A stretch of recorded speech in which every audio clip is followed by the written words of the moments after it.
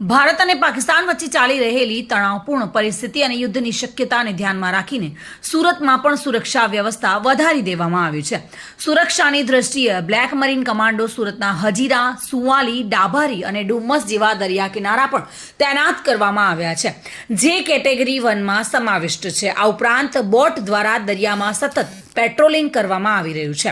હજીરાના ઉદ્યોગોમાં પણ શહેર પોલીસે સુરક્ષા વ્યવસ્થા મજબૂત બનાવી છે અને સતત ચેકિંગ અને દેખરેખ રાખી રહી છે.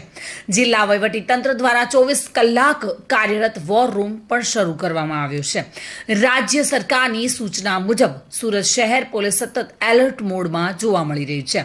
સરકાર દ્વારા પોલીસ વિભાગના તમામ અધિકારીઓ અને કર્મચારીઓની રજા રદ કરવામાં આવી છે. અહીં સુરક્ષાના દ્રષ્ટિકોણથી સુરતને શ્રેણી 1માં સામેલ કરવામાં આવતા હજીરા બંદર અને અહીંના ઉદ્યોગોની સુરક્ષા મજબૂત બનાવવામાં આવી રહી છે. ડુમ્મસ બીચ, સુનવાલી બીચ, ડાભારી બીચ સહિત હજીરા બંદર પર બ્લેક મરીન કમાન્ડો તૈનાત કરવામાં આવ્યા છે. આ ઉપરાંત દરિયામાં બોટ દ્વારા સતત પેટ્રોલિંગ કરવામાં આવી રહ્યું છે અને તે જ સમયે એસઓજી પોલીસ હજીરાના ઉદ્યોગોમાં ગુપ્ત સ્થળો સ્થાપિત કરીને નજર રાખી રહી છે. સુનિલ ગાંજાવાલા સાથે bureau report, today Gujarati news.